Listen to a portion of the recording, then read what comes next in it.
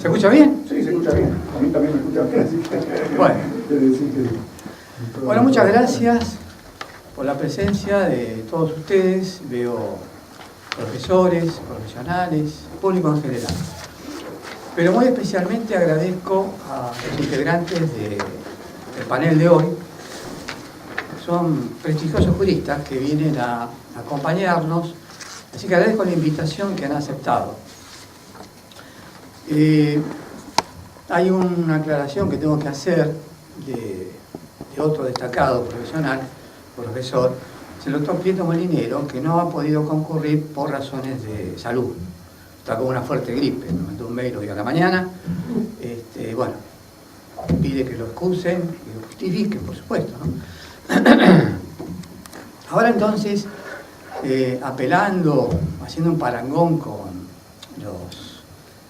una especie de licencia poética que hay en la letra de tango, pues le voy a pedir a los integrantes del panel que por favor me dispensen de hacer un análisis de los antecedentes, cuando hago las presentaciones de cada uno, de todas las obras jurídicas que han escrito, sea libros, como autores, coautores, e incluso colaboración de publicaciones en revistas jurídicas, porque son extensas, me va a llevar muchísimo tiempo, y eso va a detraer el tiempo que a su vez tienen ellos para exponer. Que si les parece bien, fijamos más o menos 20 minutos, ¿puede ser? Muy bien. ¿Está bien? O el que dispongan ustedes, ¿no? Porque son los que mandan acá en el panel, en definitiva. Eso sí, antes de hacer las presentaciones, con mucho gusto, me compete, como director del área de Derecho Privado de esta universidad, ya me permito ahora recién por lo menos presentarme, soy el profesor Mario Arragán Penido. Les quería aclarar que si quieren formalizar alguna pregunta, si les parece bien acá al panel, hacerlo al panel en general o en particular a cada uno de los integrantes, pero siempre respetando el final. O sea, cuando terminan de exponer todos, recién formulan las preguntas que quieran, ¿no? Yo voy a hacer las presentaciones entonces, con mucho gusto, y haciendo abstracción de lo que les dije, por supuesto, ¿no? Voy a comenzar por el primero que va a exponer, que es el doctor Pablo Corna. Sobre propiedad horizontal especial, conjuntos inmobiliarios, clubes de campo y cementerios privados. El doctor Corna es licenciado en Administración de Empresas, abogado y doctor en Ciencias Jurídicas por la UCA, es profesor emérito titular de Derecho Civil Cuarto en esta Facultad de Ciencias Jurídicas de esta universidad y profesor titular de Derecho Civil Cuarto de la Universidad Nacional de La Pampa. Fue profesor de grado de las Facultades de Derecho de la Universidad Nacional de Buenos Aires, de La Plata y de la Universidad Católica Argentina. Puede ser que me falte algo, sabrá disculparme. Por supuesto. Porque tengo un extenso currículum. Luego va a seguir la doctora Ana María Carrasco, que está acá a mi lado, y expondrá sobre derecho de familia, compensación económica, y creo que algún otro tema también, en fin, ¿no? Mira, eso es bastante complejo. Bueno, lo dejamos a consideración de ella. Ya tiene bastante con tenemos bastante con compensación económica. Es abogada especializada en derecho de familia, fue profesora titular y profesora consulta en esta casa de estudios. Es profesora del curso de familia y sucesiones de actualización sobre el Código Civil y Comercial, organizado por la Universidad de Buenos Aires y Asociación de Abogados del año 2016. Presidenta de la Comisión de Derecho Civil de la Asociación de Abogados de Buenos Aires, integrante de la Consultoría Psicoanalítica Jurídica y del capítulo de adopción de la Asociación Psicoanalítica Argentina. Especialista en bioética universal, Flaxo, Facultad Latinoamericana de Ciencias Sociales. Bueno, continúo con la doctora Silvia Tanzi, que pondrá sobre obligaciones concurrentes y el tema que elija en definitiva, ¿no? Porque... Y si ya hacemos a tiempo, por ahí hablamos un poquito del panorama de los intereses, el anatocismo o función preventiva, lo que prefieran. Bueno, es jueza nacional lo civil. Ha integrado la Comisión de Juristas Redactores del Código Civil y Comercial. Subdirectora del Departamento de Derecho Privado de la Facultad de Derecho de la UBA, profesora titular de la Cátedra de Derecho Civil 2 de la Facultad de Derecho de la UBA, profesora titular interina Sistemas Jurídicos Contemporáneos y Traductorado Público, Facultad de Derecho de la UBA, profesora asociada de Derecho Civil 2, Universidad Católica de Santiago del Estero, sede Olivos, profesora adjunta regular por concurso de obligaciones civiles y comerciales Facultad de Derecho, UBA. Profesora invitada en universidades nacionales e internacionales. Consejera titular en el Consejo Consultivo, Departamento de Derecho Privado, Facultad de Derecho, UBA. Miembro titular de jurado de la carrera docente del Departamento de Derecho Privado de la Facultad de Derecho de la UBA. Ha sido profesora de diversas universidades.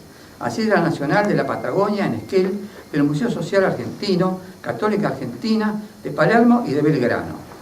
Finalmente, ¿cómo es eso en inglés?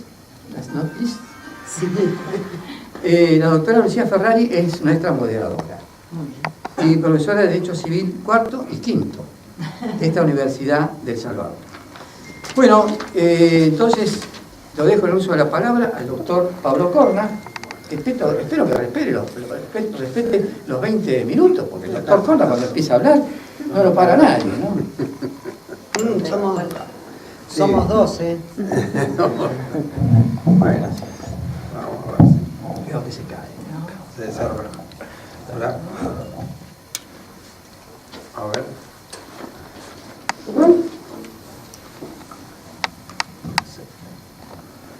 ¿Se escucha? ¿Sí? Sí. Ah, bueno, muy bien. Bueno, vamos a ver. Bueno, primeramente agradecerle al profesor Árraga esta invitación a este humilde aprendiz del derecho, porque nunca se logra terminar de aprender el derecho, la verdad es esa, ¿no? Y vamos a dar unas nociones, unos comentarios de unos aspectos de los conjuntos inmobiliarios, de unos aspectos de los conjuntos. ¿Sí? ¿Se escucha? Bueno, de los aspectos de los conjuntos, de los llamados conjuntos inmobiliarios. Primeramente podemos decir que este tema no existía en el Código de Vélez ni en la legislación anterior. Había solamente algunas disposiciones, en general inconstitucionales, de normas locales, provinciales, por ejemplo la ley 8912 de la provincia de Buenos Aires, la ley de suelo, que regulaba algunos aspectos de estas llamadas nuevas formas de propiedad, a través de sistemas que ellos llamaban de geodesia, que era un sistema de loteo local, con servidumbres recíprocas. Hasta habían creado, inventado servidumbres que eran ilegales. Por ejemplo, habían inventado la servidumbre de uso, mezcla de derecho real de uso con servidumbre. Querían llevar al uso la perpetuidad de la servidumbre. Bueno, todo eso ilegal. Diría algo más, en buen castizo, ¿no? Trucho. ¿No? Y trucho es palabra castiza, aunque no lo crean. Ya el mismo Cervantes lo usaba. Mira, Sancho, encontramos un hombre trucho, un hombre falso, falso con maldad. Bueno, trucho verdaderamente era esta servidumbre. Bueno, muy bien. El Código Nuevo legisla los llamados conjuntos inmobiliarios, pero aquí comete un cierto error a utilizarlo como norma genérica y norma específica. Fíjense que ustedes que el título sexto los llama conjuntos inmobiliarios. Capítulo primero, de vuelta a conjunto inmobiliario. Después capítulo 2, tiempo compartido. Capítulo 3, cementerios privados. ¿Se dan cuenta? Está mal. Y hubieran cambiado el nombre, por lo menos, al capítulo o al título, ¿no? Bueno, pero está así, salió así. El capítulo primero, el conjunto inmobiliario en sentido específico, se refiere fundamentalmente a los barrios cerrados, club de campo, también puede entrar aquí los centros de compra, centros náuticos, club de granjas, es decir, todo tipo de emprendimiento que puede ser de uso para vivienda, deportivo, etc. Hay libertad para ellos. Hace mucha referencia al derecho administrativo, muchísima referencia. Remite al derecho administrativo que este debe ser aprobado previamente, el emprendimiento, para luego aplicarse a disposiciones del código. Pero vayamos a dos normas. Una, la del 2075, que establece el sistema llamado de adecuación. Primeramente distingamos, impone al conjunto inmobiliario la propiedad horizontal llamada especial. Es un segundo tipo de propiedad horizontal. La propiedad horizontal tradicional es la división de edificios y la especial, en cambio, aquí se dividen en lotes y donde las partes privativas son los lotes que se puede construir en ellos y las partes comunes son las calles, el cerco perimetral, el clubhouse, las diferentes partes deportivas serían las partes comunes y accesorias al lote. En la propiedad horizontal tradicional, en cambio, el terreno es accesorio juntamente con las demás partes comunes. Lo principal es la unidad funcional, es decir, el llamado departamento. Aquí no, aquí es el lote, se vuelve al sistema romano. Y se aplica supletoriamente las normas de la propiedad horizontal tradicional en cuanto no hayan sido modificadas por las disposiciones de este capítulo. Vayamos al artículo 2075, que establece justamente el marco legal. El marco legal, entonces, es el que hemos comentado recientemente. Pero vamos a leer la última parte del artículo. Los conjuntos inmobiliarios preexistentes que se hubiesen establecido como derechos personales o donde coexistan derechos reales y derechos personales, se deben adecuar a las previsiones normativas que regulan este derecho real. Debe adecuarse. Primer aspecto. Está bien que se obliga a adecuar quien tiene un derecho ya constituido anterioridad a este código civil y comercial. Primera problemática. ¿Es constitucional esa obligación? Segundo, el costo, ¿quién lo paga? ¿Lo van a pagar los socios? ¿Los miembros del conjunto inmobiliario? Toda una problemática. Y en aquellos casos en que se haya constituido conjuntos inmobiliarios, donde las calles son públicas, donde club de campo o barrios cerrados donde las calles son públicas, se va a obligar a las municipalidades a que cedan las calles al conjunto inmobiliario. Esta problemática no está planteada ni resuelta en el texto de este capítulo.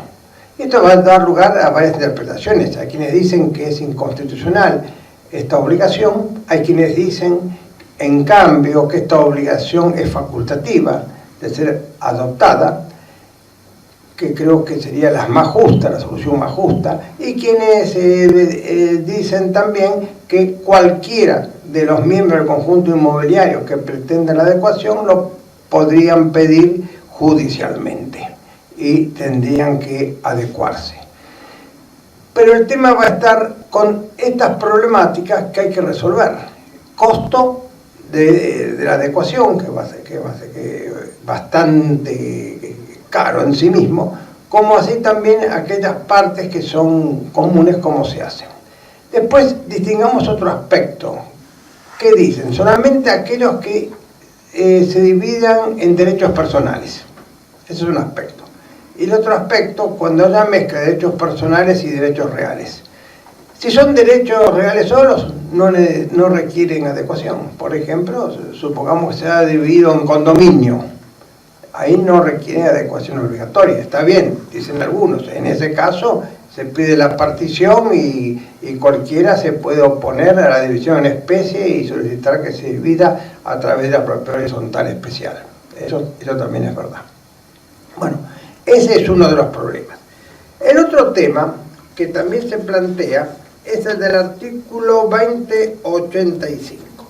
El artículo 2085 habla de la transmisión de las unidades.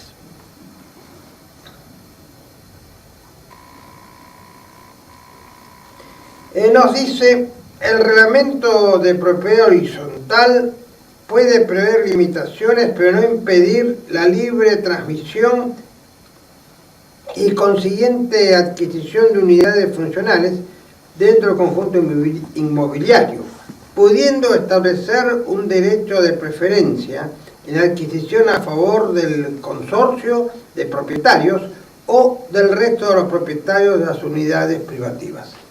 ¿Esto qué es? ¿Es la recreación de un derecho de tanteo, como existía antiguamente en la legislación previa al Código Civil? ¿Y este derecho qué es? ¿Es un derecho real o es un derecho personal?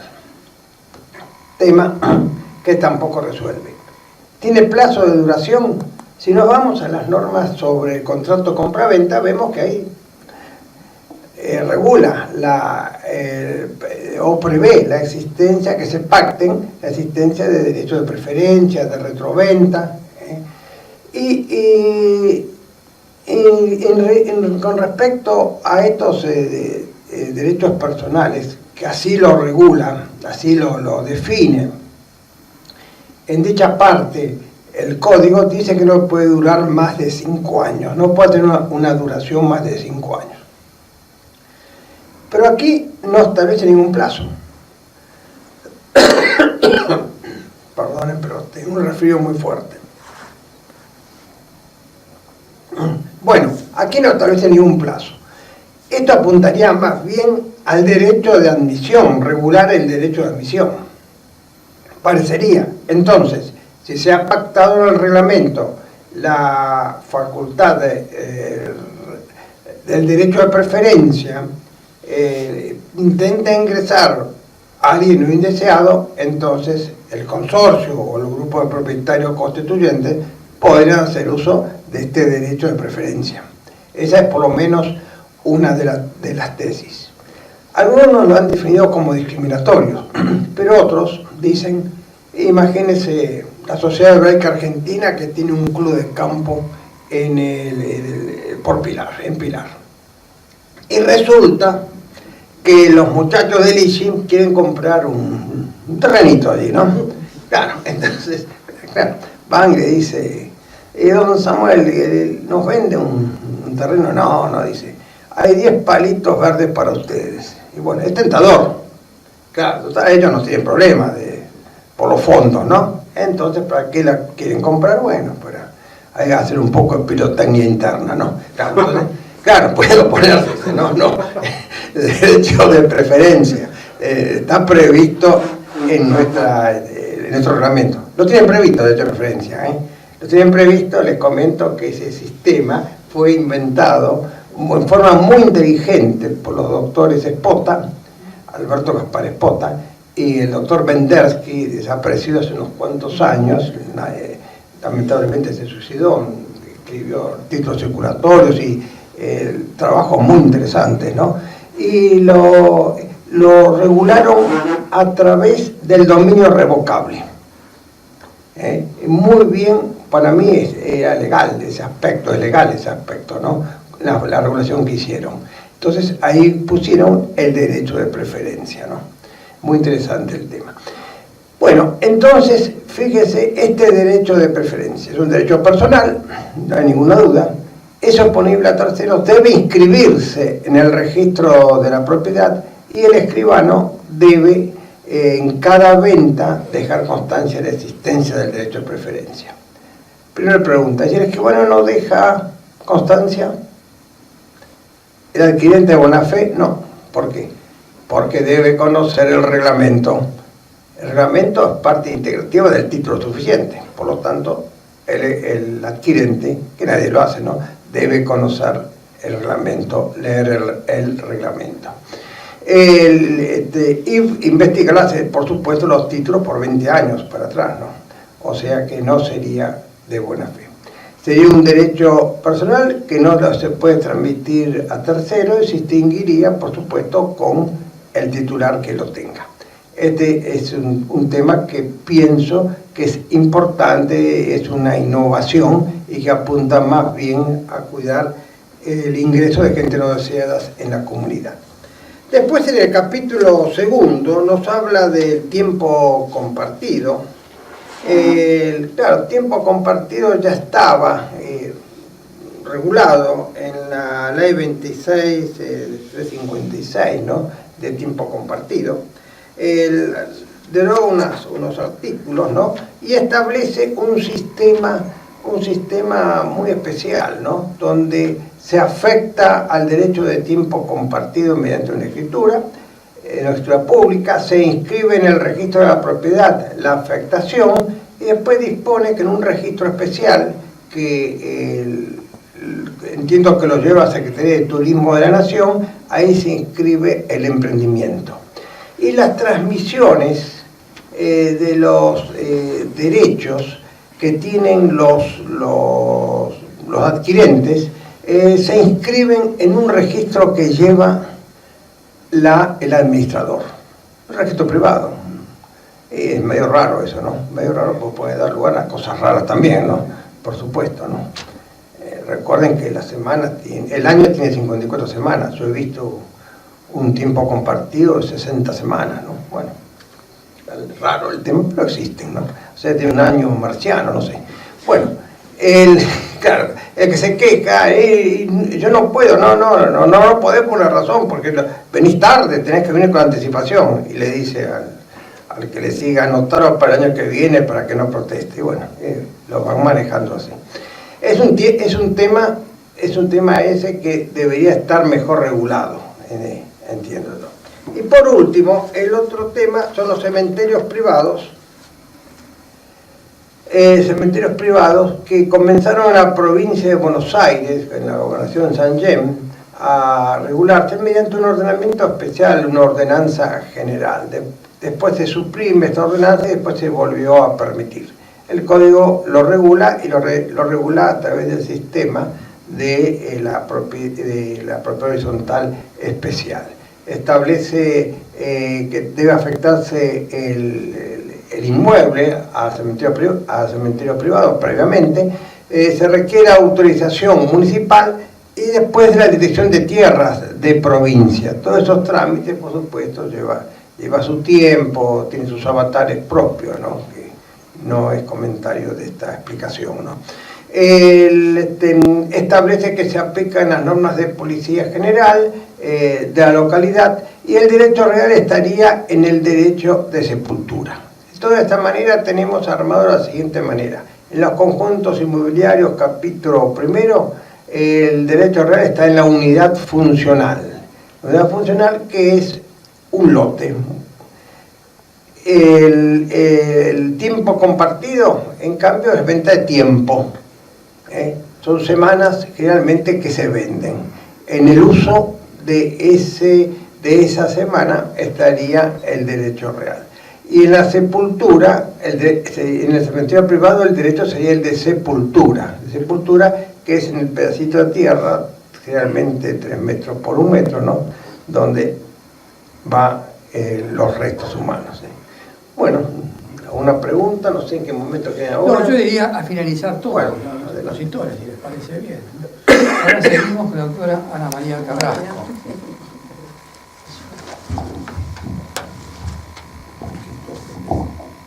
Bueno, me da un gran gusto estar en esta casa porque fui profesora durante muchos años y le agradezco mucho al doctor Arra que me haya invitado. Recuerdo que en el año 2009 me invitó también a hablar, estábamos allá en Perón, sobre la operatividad de las causales de divorcio. Es decir, que ya desde bastante tiempo... ¡Upa! ¿Se cayó? Debe tener alguna cosita para que no se caiga, ¿no? Algún No hay que ponerlo.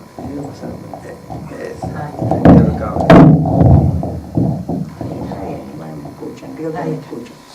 Bueno, seguía. Hablábamos en esa oportunidad, hablé en esa oportunidad de la operatividad de las causales de divorcio. Porque la doctrina, los jueces, los abogados, veíamos en nuestra actividad diaria lo que ocurría y que realmente había una resistencia muy grande a que esto continuara, porque en última instancia creíamos que iba en desmedro de la familia, porque luego del divorcio la familia continúa. Se ha roto el vínculo conyugal, pero no la parentalidad. Y esta era una situación muy perniciosa para la familia, creíamos, y en ese momento lo dije. Ya el doctor Zanoni había escrito muchos artículos, miramos la legislación española del 2005, veíamos que allí, bueno, las personas se podían divorciar sin expresión, sin ninguna causa, ya sea unilateral o bilateralmente, simplemente por el deseo de no continuar casado. Es decir, la autonomía de la voluntad adquiría en el derecho de familia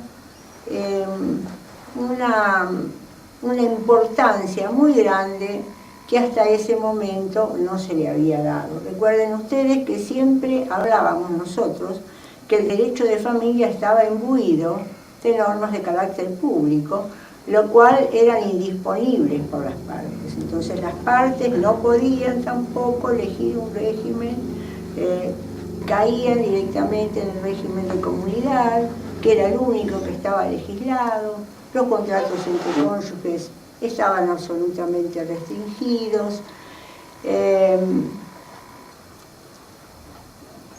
Obviamente en 1987 la ley 23.515 produjo un cambio bastante importante al introducir las causales objetivas de divorcio, pero dejando siempre las ventanitas allí, ¿no? Que cuando uno iba por causa objetiva, el otro, cuando recibía la demanda, podía reconvenir por alguna de las causales del 202. Siempre estaba ese resquicio de la posibilidad de volver otra vez al sistema de culpa, cuando obviamente la imposición de las causales objetivas es precisamente el divorcio de dejar de lado las culpas.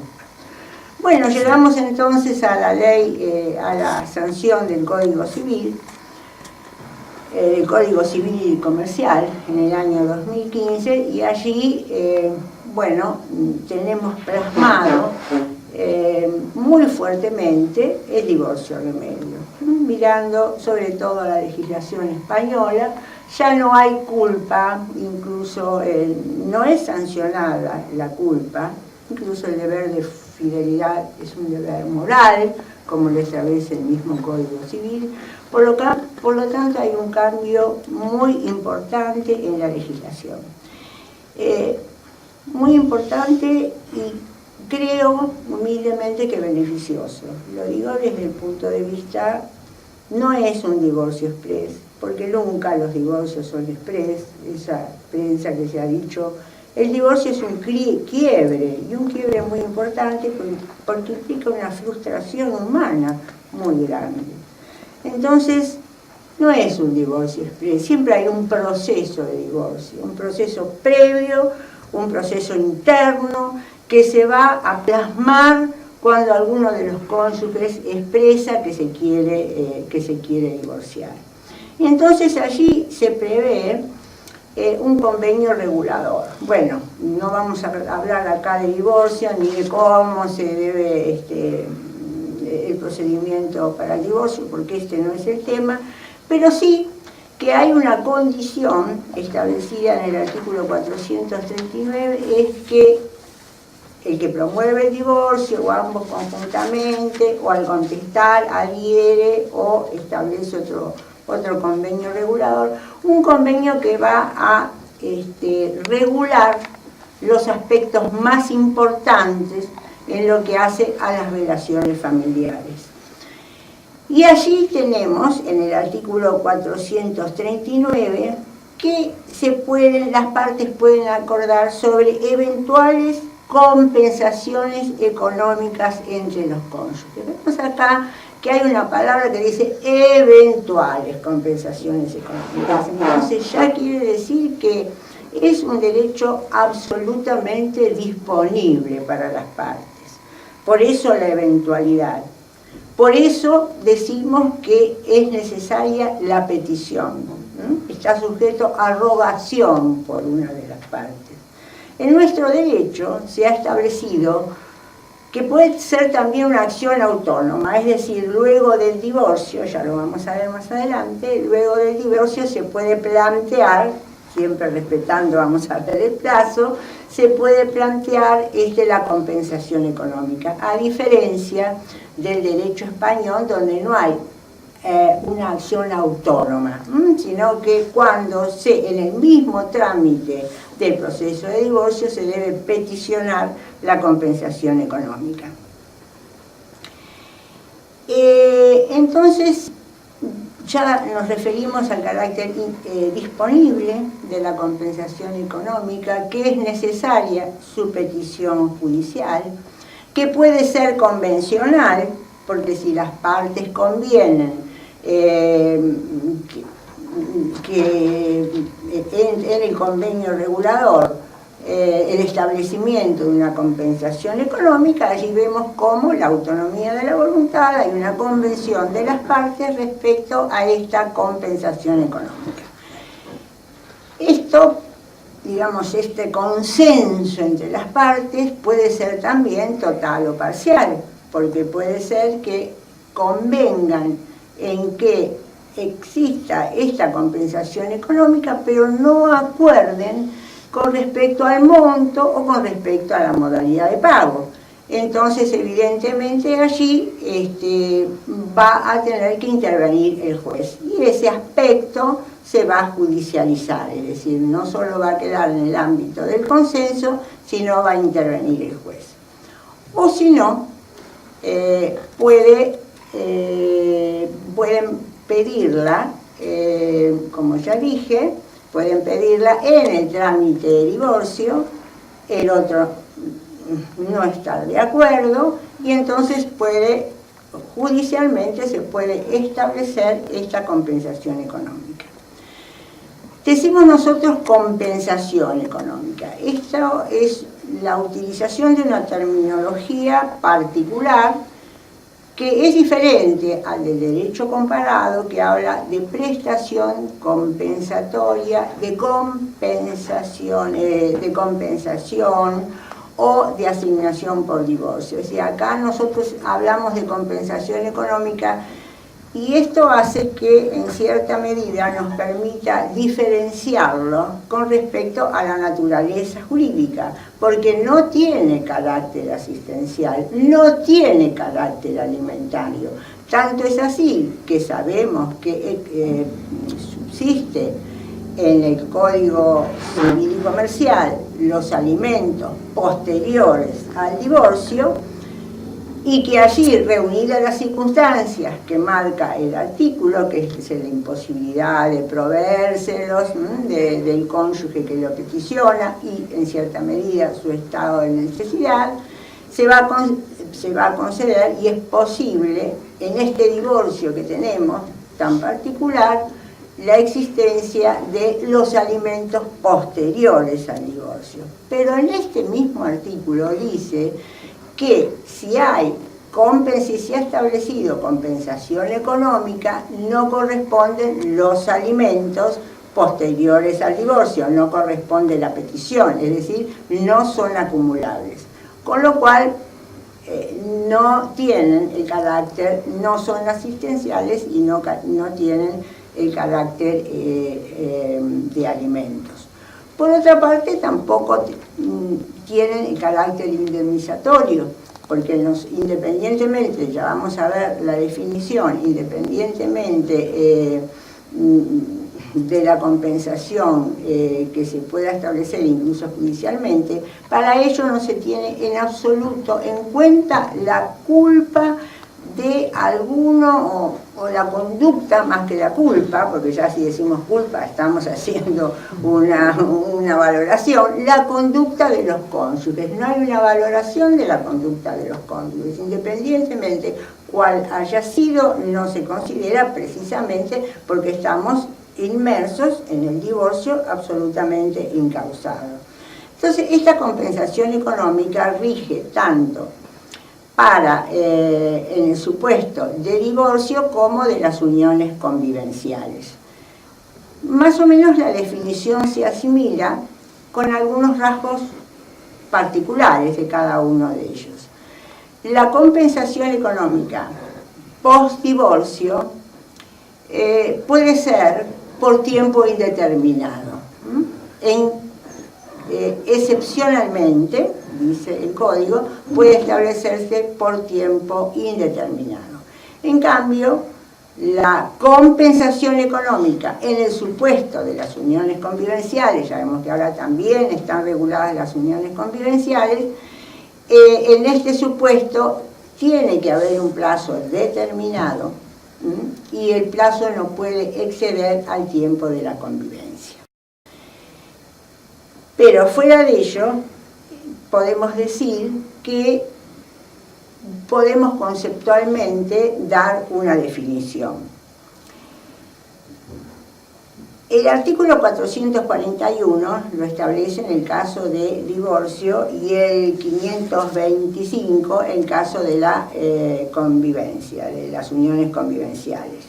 Dice el artículo 441, el cónyuge a quien el divorcio produce un desequilibrio manifiesto, nosotros tenemos que hacer hincapié en cada una de las palabras que tenemos aquí, porque eso va a ser materia de prueba, porque si es consensuado, evidentemente no va a haber ningún problema, se clausura y se cumple lo que los cónyuges han dispuesto o excónyuges han dispuesto. Pero acá decimos, y les digo por qué, hacer hincapié en cada una de estos adjetivos calificativos, porque estos adjetivos van a tener que ser probados y entonces vamos a tener que ver cuándo el desequilibrio es manifiesto. Fíjense que nosotros decimos solamente en nuestro derecho desequilibrio, sin decir económico. En el Código Civil Español dice desequilibrio económico, que realmente es un desequilibrio económico lo que se tiene en cuenta, a pesar de que no se lo diga, es un desequilibrio económico. Entonces, este desequilibrio económico debe ser manifiesto. Es decir que yo recalco en esto porque evidentemente algunos colegas dicen, sí, la prestación compensatoria apareció con una suma de 900.000 pesos. Bueno, tenemos que tener cuidado, porque seguramente, y espero que sea así, los jueces no hagan lugar a este tipo de peticiones cuando carecen de pruebas suficientes. Porque piensen ustedes también que el divorcio incausado, al no existir causas, a veces, si el divorcio ha tenido connotaciones destructivas, por algún lado, esta bronca, digamos, concentrada y guardada, va a salir, y puede salir por la compensación económica. Entonces, ¿qué es? Los operadores del derecho, los abogados, tenemos que tener, yo diría, mucho cuidado. Y pienso que los jueces también deben ser muy prudentes al fijar la compensación económica. Porque si por un lado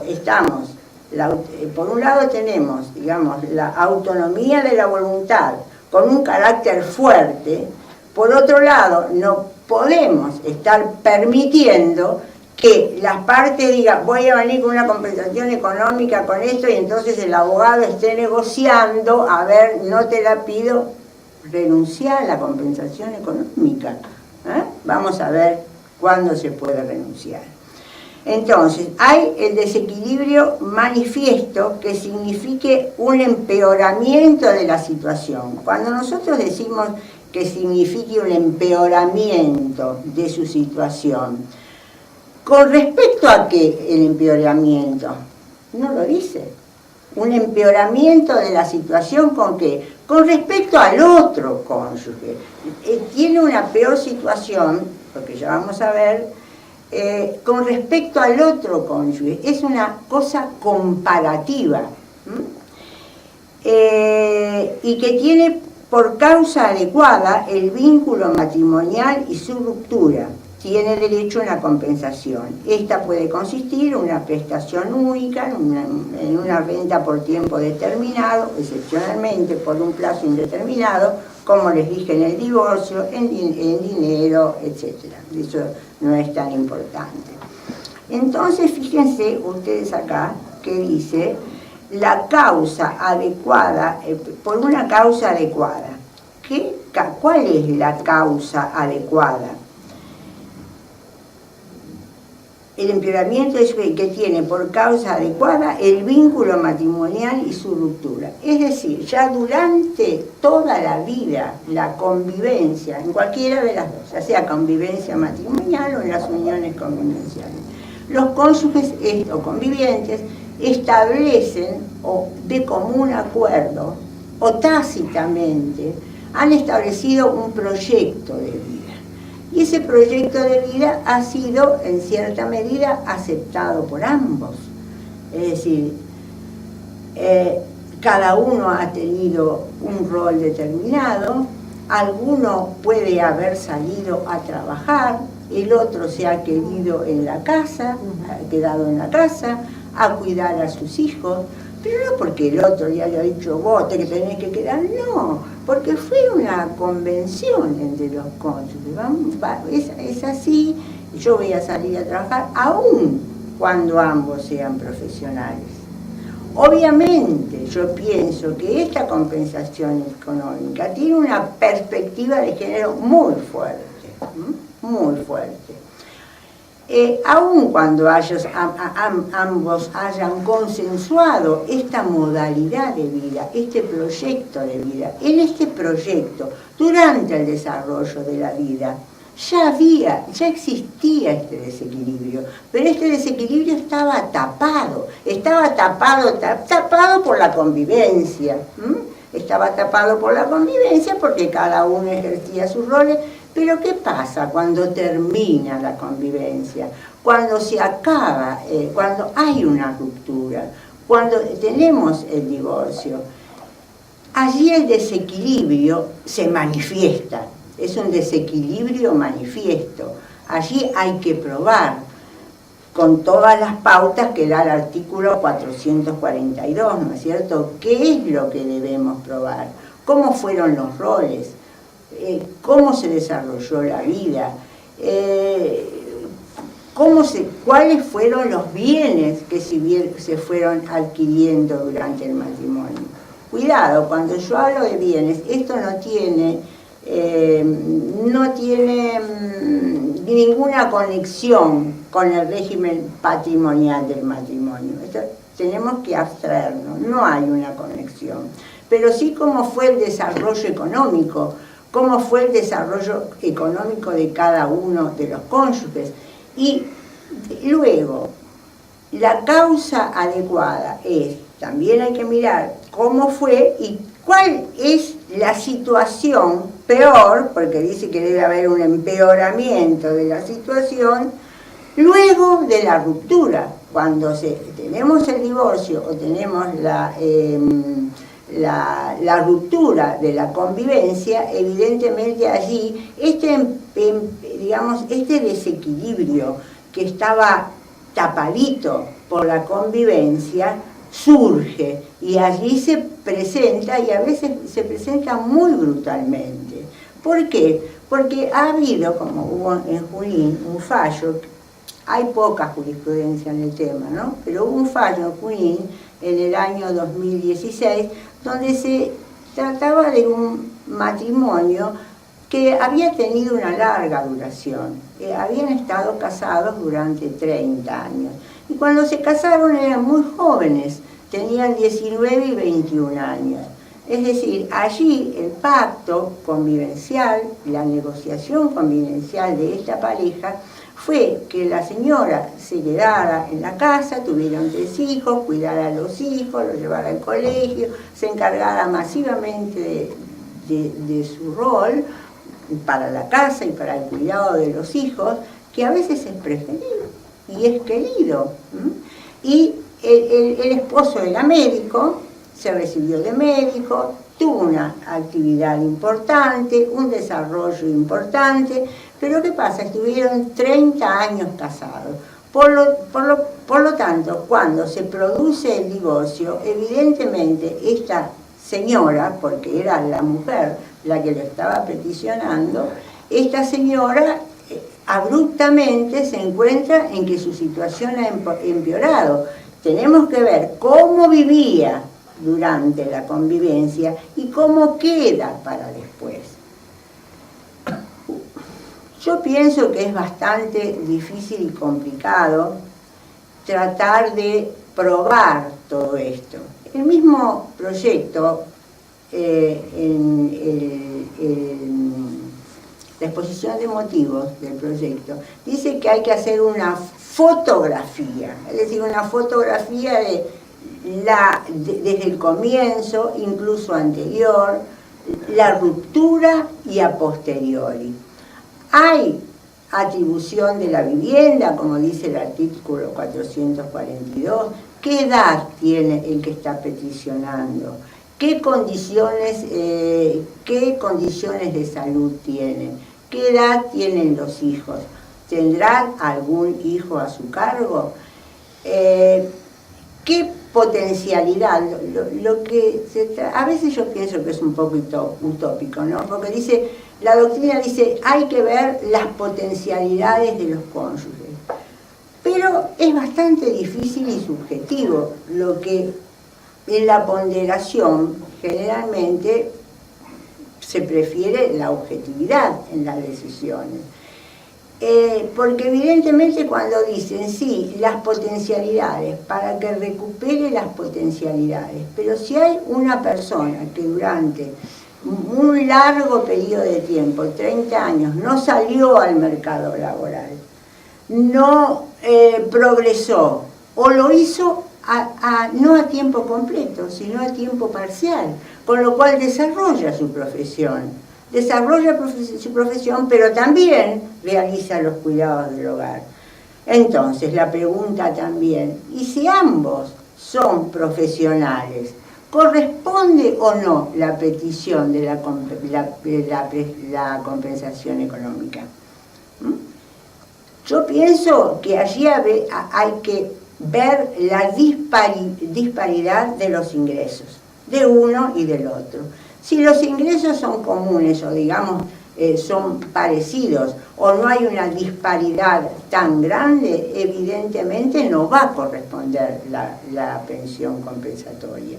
Por otro lado, hay que ver las posibilidades y las potencialidades que este cónyuge puede desarrollar, que servirá también para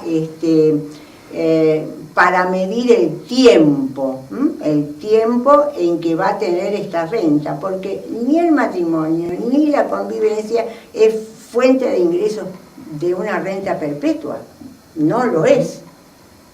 No es una fuente de una renta perpetua y tampoco tiene que ser una fuente de enriquecimiento a costa del otro, porque el otro seguramente se ha esforzado para llegar a donde llegó. Y el otro se ha esforzado también para hacer lo que tenía que hacer. Tenemos que en su casa, en su hogar, el mantenimiento, incluso leí en un fallo,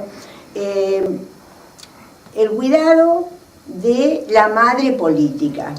Entonces, bueno, parecía una tontera, pero no es una tontera el cuidado de la madre política, es una carga que esa persona llevó en sus espaldas, tanto sea hombre o mujer, porque tampoco yo pienso que también hay hombres que llevan también sobre sus espaldas a la madre política.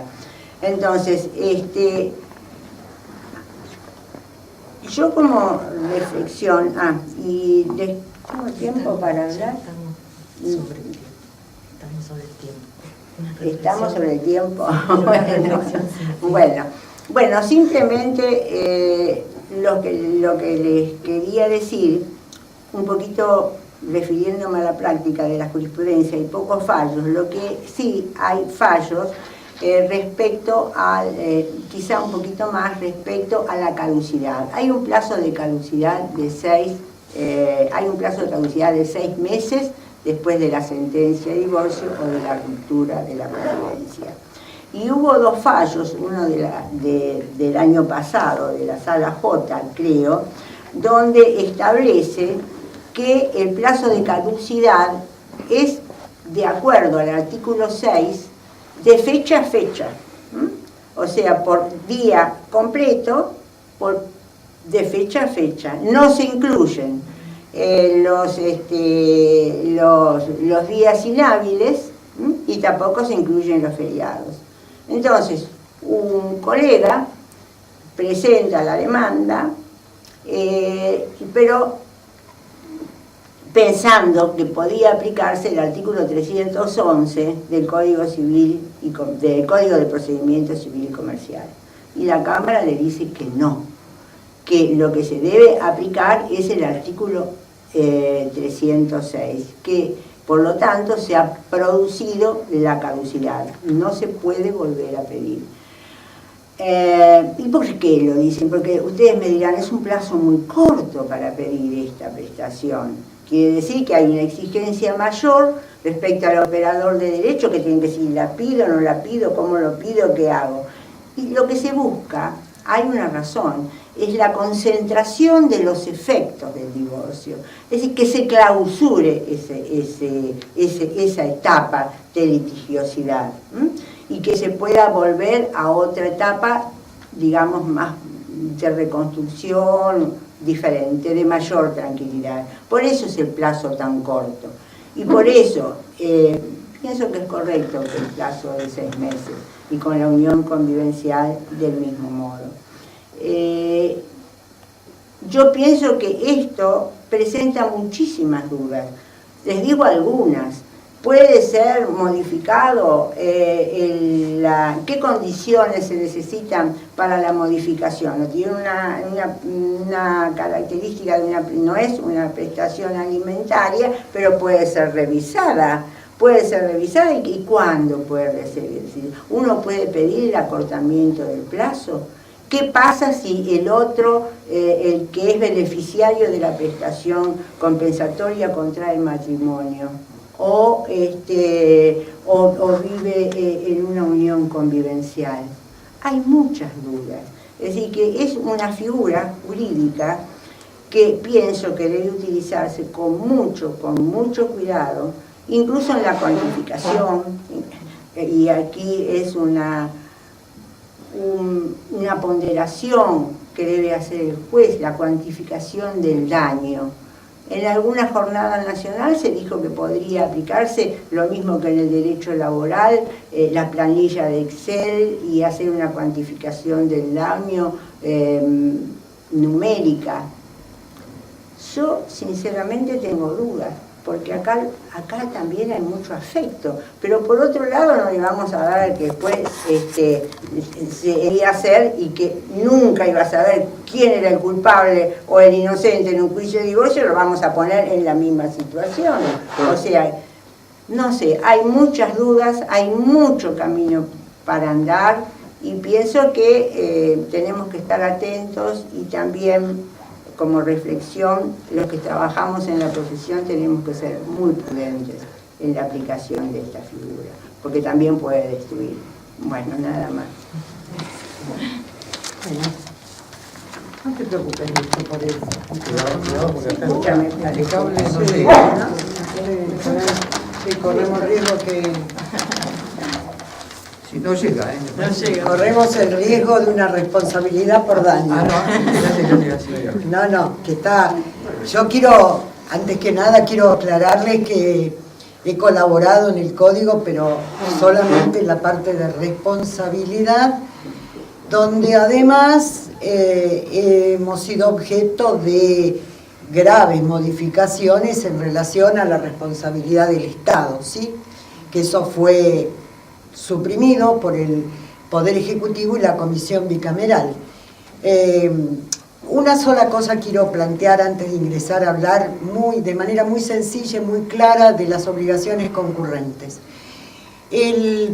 el eje del Código Civil y Comercial ha sido y es la protección de la persona. Por eso ustedes en su título preliminar van a advertir los principios generales del derecho, que no es que no estaban en el Código Velezano, lo que pasa es que estaban en artículos puntuales. Hoy ya tiene una situación determinada la buena fe, cualquiera sea la objetiva o la subjetiva, el ejercicio abusivo de los derechos, y también cuando la doctora acá hablaba, pensaba un poquito en eso, ¿no? A lo que hemos sumado, obviamente por influencia de la Ley de Defensa del Consumidor y de la Constitución del 94, hemos sumado el abuso de la posición dominante en el mercado. Todos esos principios generales el juez los tiene que tener muy en cuenta a la hora de resolver. Y además tiene un artículo clave, que es el artículo 3, donde le está diciendo al juez que debe resolver, ya que la doctora hablaba de los que yo ejercí muchos años la profesión de actuar con prudencia. El artículo 3 del Código Civil y Comercial le dice al juez que debe resolver razonablemente y con los fundamentos debidos. ¿Esto qué significa? Apartar cualquier tipo de arbitrariedad. Es decir, que la sentencia como valor en el marco de una sociedad para precisamente no caer en un sistema anárquico esté razonablemente fundada. Pero cuando el código habla de razonablemente fundada, le está diciendo al juez, usted tiene ese deber de apartarse de cualquier tipo de arbitrariedad. Porque hemos padecido muchas arbitrariedades. Algunos pueden llegar a la Corte Suprema, pero el que no llega a la Corte Suprema puede sentir que la justicia no le ha respondido. Y no le ha respondido la justicia, sí, la justicia le da los mecanismos. El problema es la arbitrariedad en la que muchas resoluciones judiciales se han sustanciado. Además, ahora, ingresando al tema y de agradecer infinitamente, estoy yo también muy contenta de estar acá. No, fui profesora de muchas facultades, pero nunca tuve el honor de estar en El Salvador, y agradecerle también al doctor Arraga Penido, a Lucía. Voy a hablar de un tema mucho más terrenal, que es obligaciones concurrentes. Seguramente lo que yo les vaya a decir no les va a llamar la atención, porque se ha tomado en cuenta la jurisprudencia de los últimos 15 años. ¿Cuántas veces hemos leído en un fallo que el dueño o guardián responden concurrentemente?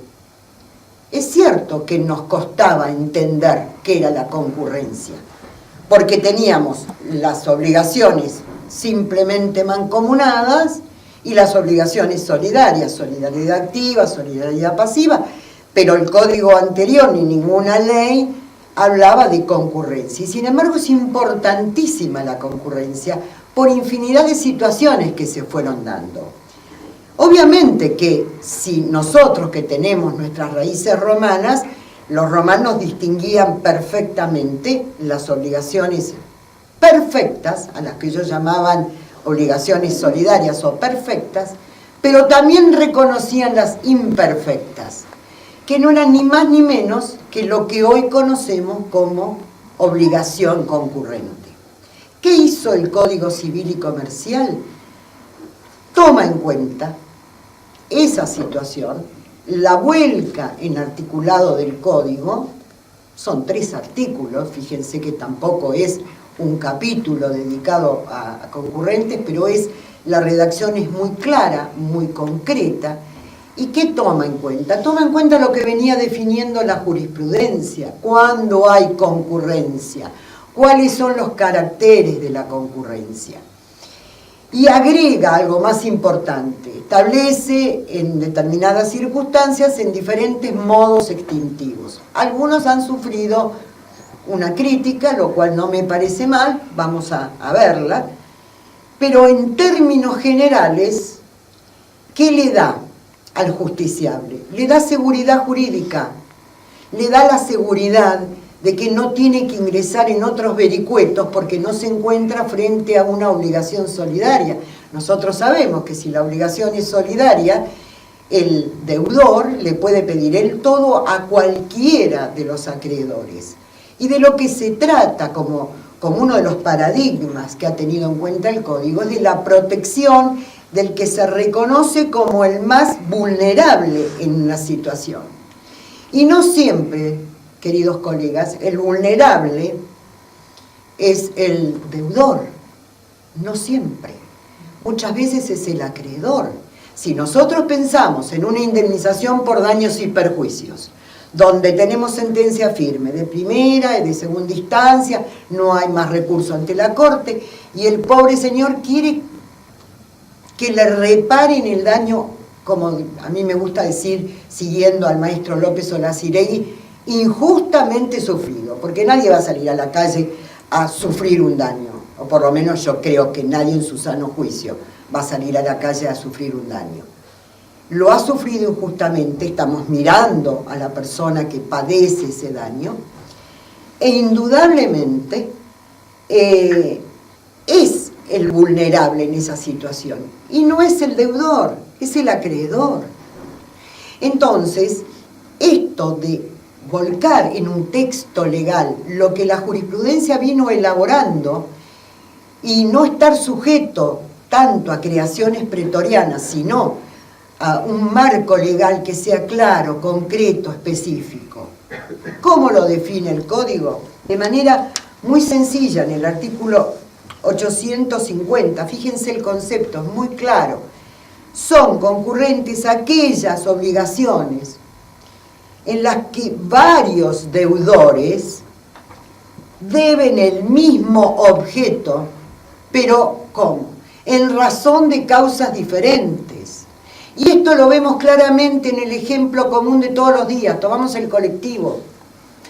Sufrimos un accidente dentro del colectivo. ¿Qué hacemos? Iniciamos juicio contra el conductor del colectivo, contra la empresa de transporte, y traemos como citación en garantía a la aseguradora. Son todas causas diferentes.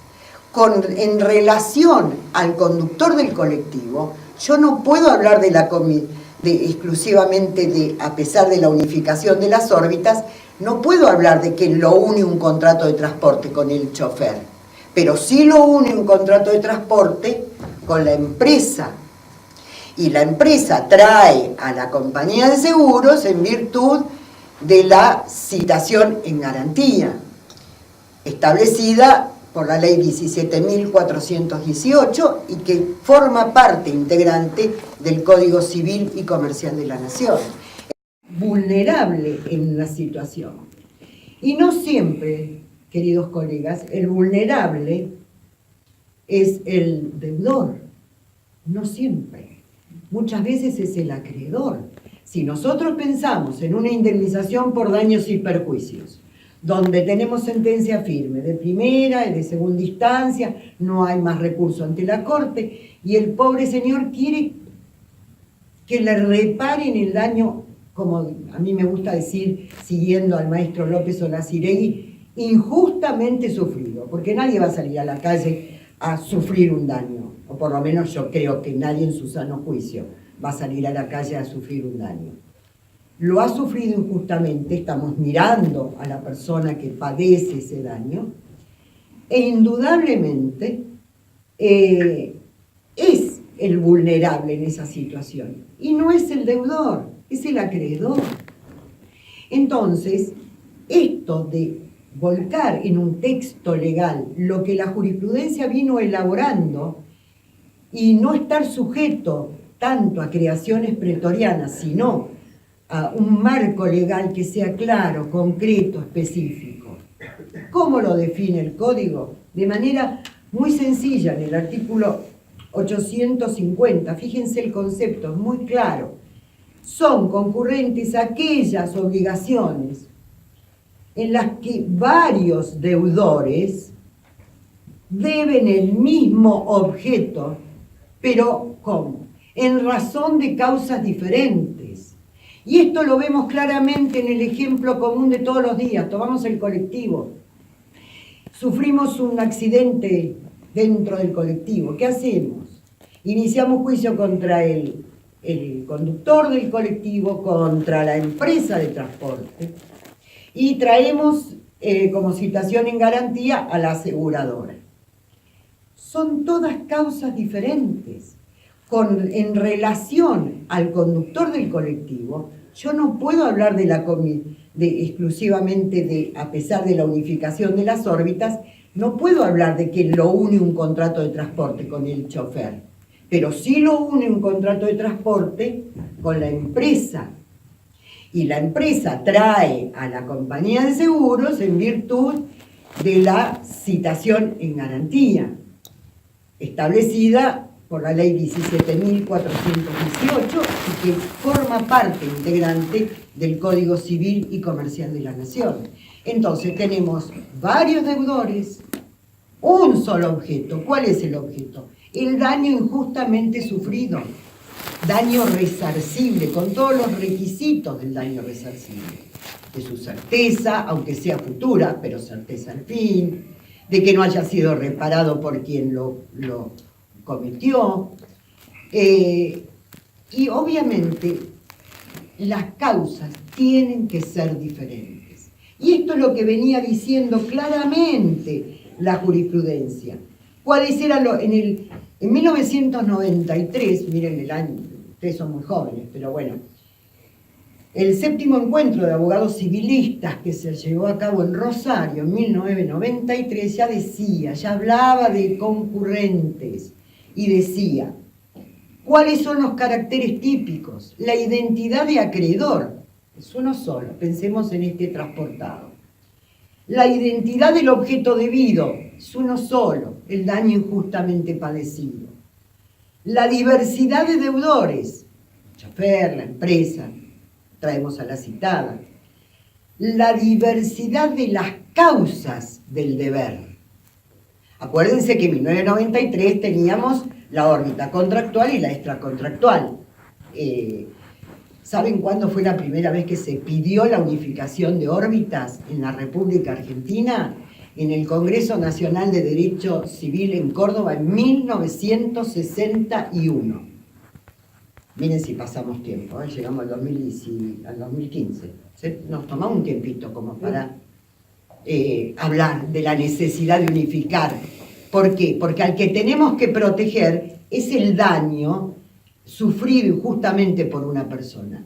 No importa si ese daño vino de la comisión de un hecho ilícito o nace como consecuencia de un incumplimiento contractual. Lo que interesa es ese daño. Y en esto muchos autores, como el doctor Izquierdo Tolsada, que era de la Universidad de Comillas, ya en 1987 en Tucumán dijo, a ver, si tenemos un perrito, un veterinario y el dueño del perrito, y sale el señor a pasear a su perro, y el veterinario viene distraído con el auto, lo choca, el perro muere, ¿qué daño sufre el señor? Y todo el auditorio contestaba, la muerte del perro. Perfecto. ¿Y en qué órbita le va a reclamar? Y le va a reclamar en la extracontractual, por la comisión de un hecho ilícito, la violación del deber general de no ocasionarle un daño al otro. Y si tenemos los mismos personajes, pero el señor va con el perrito al veterinario, el veterinario se equivoca y le da una medicación que trae aparejado la muerte del perro, ¿en qué órbita le va a ir a reclamar? Y en la contractual. Muy bien. ¿Y por qué consecuencia va a responder? Para el Código Belizano se respondía por menos en la contractual, inmediatas necesarias de la falta de cumplimiento de la obligación, en tanto que si era la órbita extracontractual, eran las inmediatas más las mediatas previstas o previsibles. Y Mariano se preguntaba, ¿por qué? Si el daño es igual. ¿Cuál fue el daño? La muerte del perro. Esto trajo aparejado que se viniera luchando muchísimo en distintos encuentros civilistas sobre esta unificación. Hoy está resuelta en el Código. Y está resuelto también la proyección de las consecuencias, ¿sí? Porque lo que interesa es el daño, como decimos acá, y que si bien puede haber diversidad de las causas del deber, que pueden ser distintas e independientes, esto no impide que no haya que reparar a quien es el vulnerable en esa situación. Y también, otra de las características, resaltada sobre todo por Pizarro, Vallespinos, el doctor Borda, generación de deudas distintas. Esto, generación de deudas distintas, es lo que lo diferencia de las obligaciones solidarias, porque en las obligaciones solidarias la deuda es única. Y así el 850 la define. Pero va más allá el código, para poner claridad y tratar de evitar la menor cantidad de interpretaciones posibles. Porque es cierto que nosotros, como estudiosos o estudiantes del derecho, que nos apasiona, siempre tenemos esa tendencia a varias interpretaciones.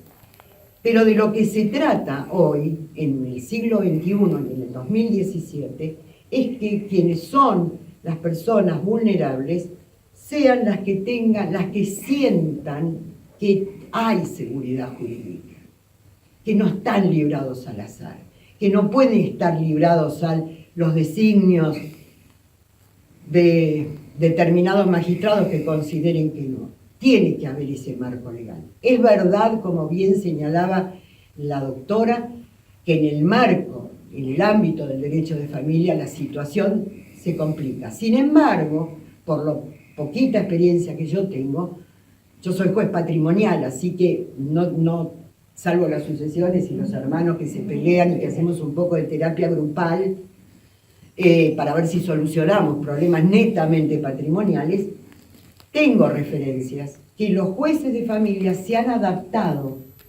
bastante bien al Código Civil y Comercial, a pesar de que a algunos patrimonialistas les cueste, ¿sí?, adaptarse. Quizá porque, bueno,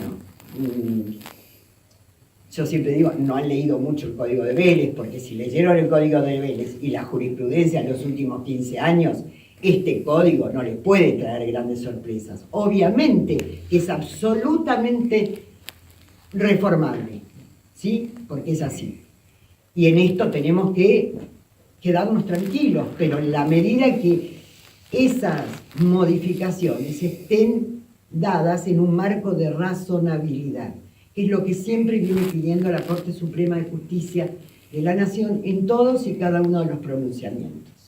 Y ustedes verán que no utilizo la palabra fallo, porque mi hija, que no estudió Derecho, estudió licenciatura en Relaciones Laborales, me dijo: nunca podré estudiar una carrera donde el juez, cuando hace justicia, falla.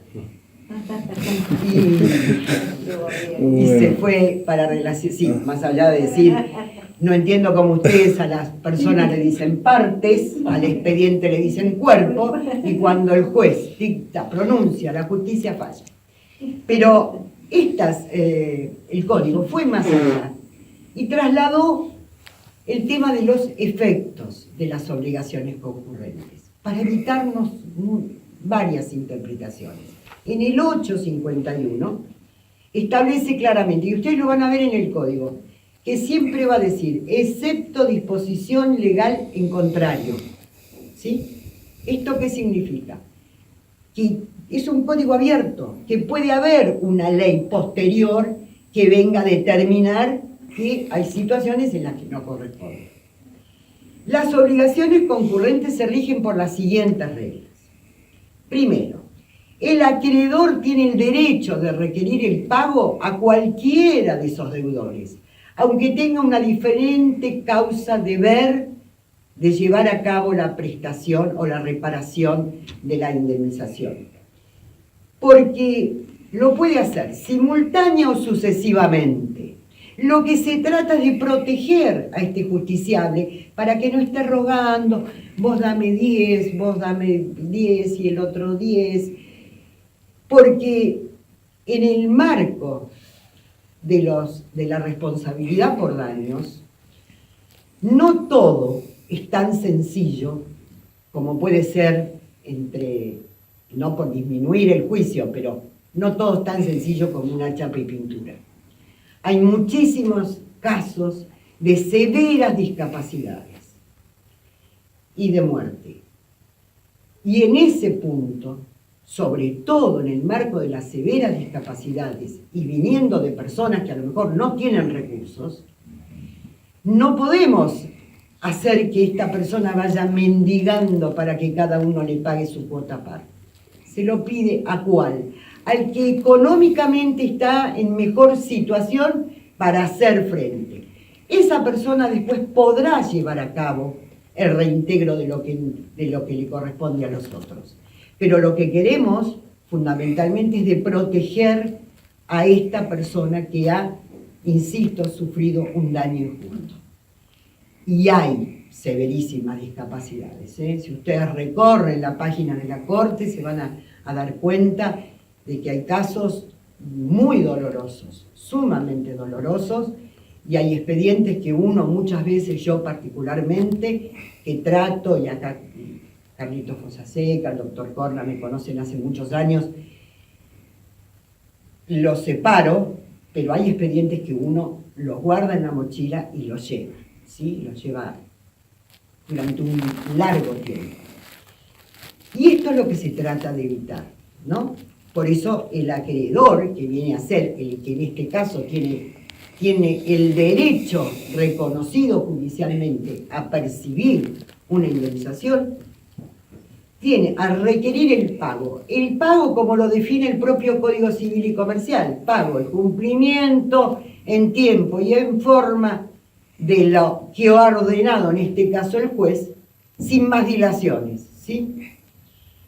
Y el pago realizado por uno de esos deudores extingue la obligación respecto de los otros obligados concurrentes, pero la extingue respecto a quién, respecto a quien ya percibió la totalidad de la indemnización, porque si no, admitiríamos un enriquecimiento sin causa, que también, por suerte, tiene su marco legal en este Código Civil y Comercial, porque muchas veces decíamos, admitir tal situación sería avalar un enriquecimiento injustificado, pero lo decíamos desde la lógica y del sentido común. Hoy tenemos después de gestión de negocios, vienen 2 artículos que está expresamente establecido el enriquecimiento sin causa deber justificada. También admite la dación en pago, la transacción, la novación y la compensación. Ahora bien, respecto a la dación en pago, he leído alguna que otra crítica en el código comentado que dirigió el doctor Ricardo Lorenzetti, que en realidad como que es superfluo lo de la dación en pago porque es asimilable al pago. En realidad la dación en pago es un modo extintivo de las obligaciones, es cierto, pero para mí es diferente del pago. El pago es el cumplimiento exacto y espontáneo de la prestación que hace al objeto de la obligación. La dación en pago es aquellas situaciones en que el acreedor acepta que le den en pago una cosa diferente del objeto debido. Entonces no puedo asimilarlo al pago. Me parece que está bien incluido, sin perjuicio de respetar la opinión de quien escribió, inclusive en el código de quien fue que fue el presidente de la Comisión de Reformas. La transacción, la novación en sus 2 versiones, la novación objetiva o la novación subjetiva, y la compensación, realizadas con uno de los deudores concurrentes en tanto satisfagan íntegramente el interés del acreedor, extinguen la obligación de los otros obligados. O en su caso, dice el Código, la extingue parcialmente en la medida de la satisfacción. Es decir, puede ser que parte de esa satisfacción, distinguiendo el objeto de la obligación parte de esa satisfacción sea precisamente alguien que le da, que lleva acá una compensación o una novación objetiva o subjetiva, si lo satisface íntegramente, ahí queda y muere respecto de los otros deudores concurrentes. Pero también puede ser que esa extinción sea parcial y que por lo tanto el acreedor va a tener derecho, ¿pero a qué derecho? Al saldo deudor. Y si no estuviese fijado el saldo deudor, ¿qué tiene que hacer? Recurrir al juez que entendió en el proceso para que sea él el que dirima cuánto es la diferencia de ese saldo deudor. Sin perjuicio que también lo pueden realizar convencionalmente, ¿sí? Por acuerdo de partes, porque como bien señalaba la doctora, el principio de autonomía de la voluntad está vigente en todo el código, desde el principio al fin. La confusión, la confusión, ¿se acuerda la confusión que se podía confundir el acreedor con uno de los deudores? Y la renuncia al crédito a favor de uno de los deudores no extingue la obligación respecto de los otros obligados concurrentes, porque si no, realmente habría un enriquecimiento indebido de parte de ellos, entendiendo la renuncia como una abdicación, ¿sí?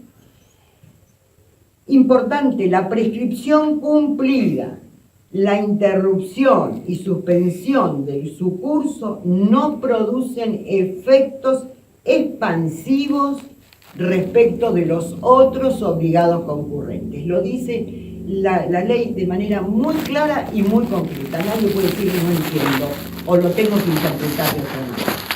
Igual en el caso de la mora. La mora, que ahora con el nuevo código ya no tenemos más la casuística del 509, sino que tenemos el principio general de mora automática.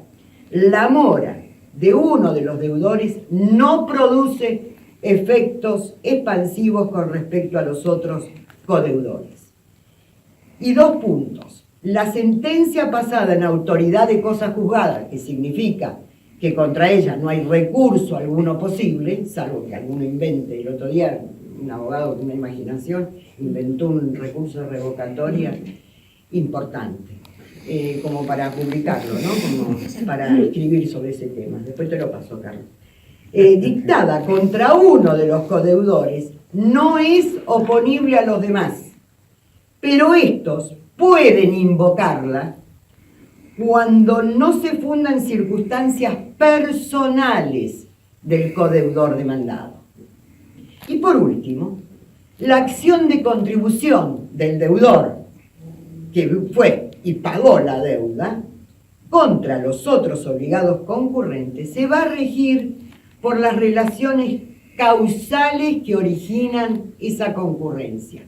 ¿Qué significa? Que el principal le va a poder repetir al dependiente, ¿sí? Si quiere. Que la compañía de seguro le va a poder decir, ¿sabes qué? No te aseguro nunca más el auto, se terminó la historia. Esas situaciones se van a dar, pero se va a tomar en cuenta estas relaciones causales que dieron origen a esa concurrencia. Y en caso de que hubiera alguna problemática relativa a esto, siempre se va a aplicar subsidiariamente las obligaciones solidarias. Pero tengan presente, la solidaridad no la presume el Código Civil y Comercial como no la presumía el Código Velezano. La solidaridad está perfectamente establecida en el marco de todas y cada una de las figuras que se someten a decisión. Por ejemplo, en el caso de los padres, por los hechos de los hijos, puede ser concurrente con los hijos, por los hechos ilícitos que realicen los hijos. Se quitó la solidaridad y se impuso la solidaridad y se quitó la concurrencia en el caso de varios comodatarios frente a la pérdida de la cosa dada en comodato. Es decir, el código en cada una de las situaciones está contemplando si es solidario o es concurrente. Muchas gracias. Miren, ¿no? No me quedó para intereses, para otro charla. Bueno, Intereses, pero han sido anatocismo. generosos ustedes, porque admiten que le hagan preguntas. Ah, Al panel en general o en particular algunos de los disertantes. Y ya el profesor. ¿Qué tal? Buenas tardes. Ah, Muchas bueno. gracias por las exposiciones muy interesantes. Le quería hacer dos preguntas a la doctora Tanzi. Una, no tanto que tenga que ver con la concurrencia, pero ya que habló de la unificación de órbitas, y dado que usted intervino en la comisión De responsabilidad civil, sí. sí, que reguló el nuevo código, a mí siempre me queda la duda fuerte de qué pasa cuando el daño se circunscribe al incumplimiento obligacional y no hay un daño que sea ulterior, que no supere el íncubo de interés que le llaman. ¿Eso es responsabilidad civil? Es responsabilidad civil y está previsto en el marco del capítulo de responsabilidad, porque la previsibilidad contractual. Fíjese que al estar unificado, ¿dónde se unifica? En la definición de antijuridicidad. ¿Cómo proviene lo antijurídico? O porque comete un hecho ilícito o porque incumple una obligación. Sin embargo, el código no se queda en eso y habla de las consecuencias en el marco de la comisión de la violación del deber general de no dañar, pero después, si la memoria no me falla, creo que es el 1728, habla específicamente de la previsibilidad contractual. Le está diciendo al juez, cuando se trate de un daño que nace de un contrato, Sí. tenés que tener en cuenta, creo, pero lo vamos a chequear, perdón, mi código es un desastre, pero 1728, sí, 1728, exactamente. Los contratos se responde por las consecuencias que las partes previeron o pudieron prever al momento de su celebración. Pero si existiere dolo del deudor, que esto es lo que no pasaba en el Código Velezano, porque en el Código Velezano era incumplimiento culposo, punto, y dolo, y bueno, vamos a ver, las mediatas, veremos. Acá dice, si existiere dolo, que obviamente el dolo tiene que ser objeto de prueba, no se presume, en ese caso puntual la responsabilidad se fija tomando en cuenta estas consecuencias, las del tiempo de celebración, al momento del incumplimiento. O sea, le agrava la situación al deudor incumplidor doloso. Bien, o sea, el cumplimiento por equivalente es responsabilidad civil, prescripción de 3 años. Sí, sí. Perfecto. Esa era una de las preguntas. Y la otra tiene que ver con el otro artículo que regula la concurrencia que está con la responsabilidad civil, creo que era el 1751, que es cuando hay unidad de causa, solidaridad, pluralidad es concurrencia. Ahora bien, cuando la unidad de causa no es de la causa material, sino que hay unidad de causa fuente. Por ejemplo, 2 titulares de establecimientos educativos, 2 dueños, 2 guardianes. ¿Ahí estaríamos también en solidaridad? Sí, doctor. Sí. Ahí estamos, sobre todo en el ejemplo que usted dio puntual, que es un ejemplo fantástico, estamos en el caso de la solidaridad. Antes, que después se reformó, la solidaridad estaba prevista con el pobre docente y el dueño del establecimiento, ¿sí? Ahora está previsto en 1, 2, 3 dueños de establecimientos, todos responden solidariamente. Sí, sí, es así. Muchas Acá en el fondo hay que hacer una pregunta, ¿verdad? Para la doctora, sí, gracias. Para la doctora Carrasco, en el caso, cuando el proceso de divorcio es muy posterior a la separación de hechos, ¿correspondería también la compensación económica? Bueno, por supuesto en nuestra jurisprudencia no hay precedentes, pero sí en el derecho español, y esto nosotros estuvimos mirando mucho en la cara del derecho español. Allí dicen que si una persona estuvo separada de hechos y estuvo mucho tiempo sin reclamar la prestación compensatoria, y luego cuando el otro, porque el fallo que se comenta es que cuando el otro interpone el divorcio, le pide la prestación compensatoria. El razonamiento que se hace es si estuvo tanto tiempo sin pedirla, ¿Te acordaste ahora? ¿Te acordaste ahora? Es un poco lo que yo decía del uso de estas herramientas, que hay que ser prudente. No le hicieron lugar. Lo que sí se dice, lo dice la doctrina en nuestro país, que es mucho más, que la separación de hecho se podría computar para poder establecer qué potencialidades puede tener este cónyuge que sería el acreedor, digamos, qué potencialidades puede tener de reconstruir su fase económica, qué potencialidades podría haber tenido. Y que en última instancia, nosotros, en nuestro derecho, la prestación compensatoria necesariamente tenemos que pedirla durante el trámite del divorcio o a posteriori. Durante la separación, de hecho, yo no la veo que se pueda pedir la prestación compensatoria, pero sí puede ser como un elemento probatorio. Pero también dice la doctrina, sí, pero este elemento probatorio, como pasó tanto tiempo, se va a diluir en el tiempo. O sea que realmente yo no creo que pueda ser considerado, más teniendo en cuenta, sí, los precedentes españoles, en nuestra jurisprudencia yo no he visto ningún fallo, a lo mejor hay alguno, pero no se ha dado, más que ahora existe la posibilidad de cualquiera de los cónyuges de peticionar. ¿Por qué no pedís? Si podés pedir el divorcio, es que te dormiste, y bueno. Y bueno, entonces el fundamento sería que es irrazonable que ahora te nazca la necesidad.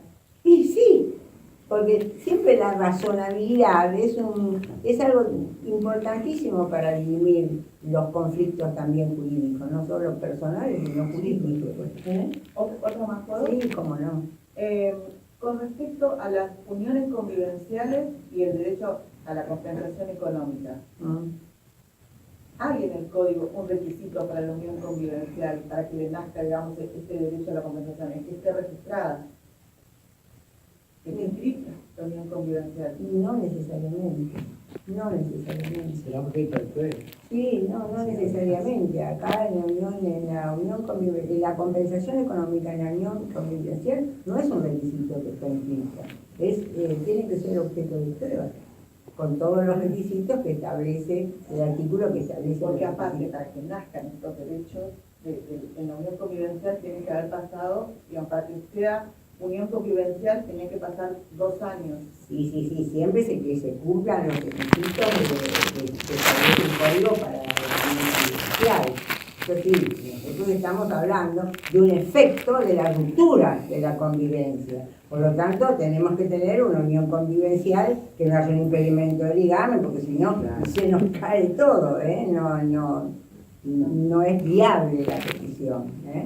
Lo que sí es que sí hay discusión en la doctrina, y ahora lo traigo porque se los hubiera querido comentar, en las uniones convivenciales, si hay un pacto de convivencia, si allí anticipadamente se podría pactar la renuncia de la prestación compensatoria, y aquí están las dos partes absolutamente definidas, porque algunos dicen la autonomía de la voluntad, y otros dicen, como la doctora que me marca de Carlucci, que tenemos el artículo 515, que allí establece que no se puede ir contra los derechos fundamentales. Hay una serie de artículos, no sé, 515 lo debemos, sí, es como importante, no. creo que es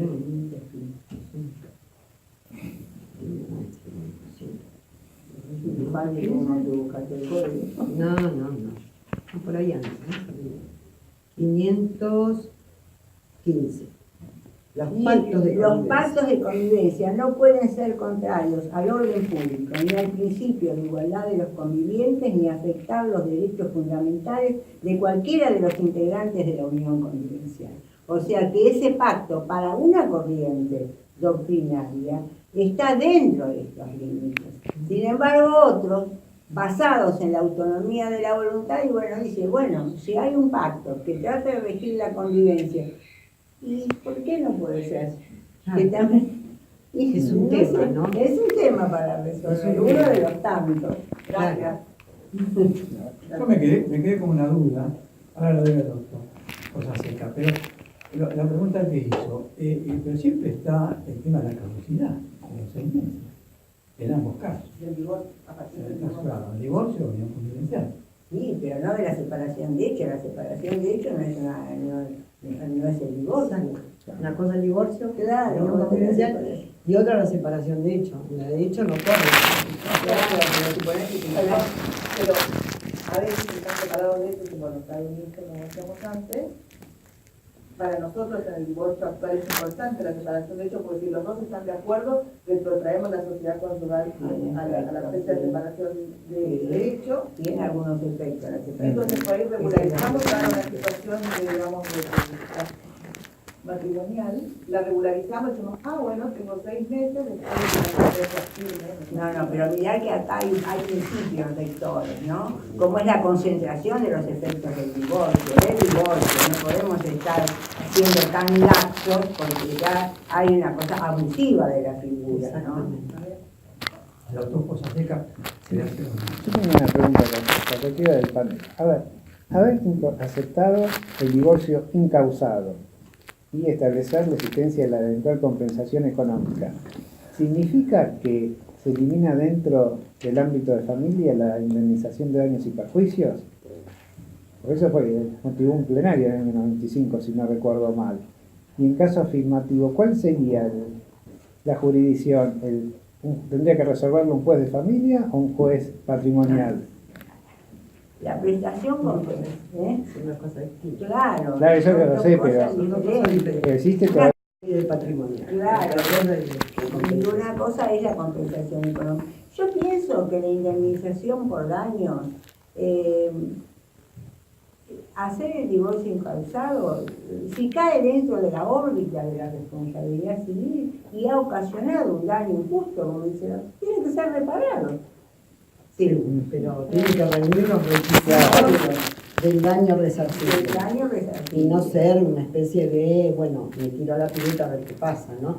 El caso del plenario a que te referís era el caso de una unión convivencial donde no se le reconocía la indemnización a la conviviente y salió el plenario donde se estableció claramente que tenía que serle pagada la indemnización a la conviviente en tanto y en cuanto tuviera visos de convivencia y no existiera impedimento de ligamen. Que ahí ¿sí? por eso dicen que ese fallo se quedó a medio camino. A medio camino, porque además le reconocía solo el daño material. Yo me acuerdo porque lo comenté ese fallo, terminando el comentario diciendo cómo no le otorgan el daño moral, que es la conviviente sufre menos que la mujer legítima. Bueno, Algunos yo decía, no asume el espanto y no el amor. Entonces, lo que pasa es que ahí había visto la vieja mirada del derecho civil cuanto a los intereses.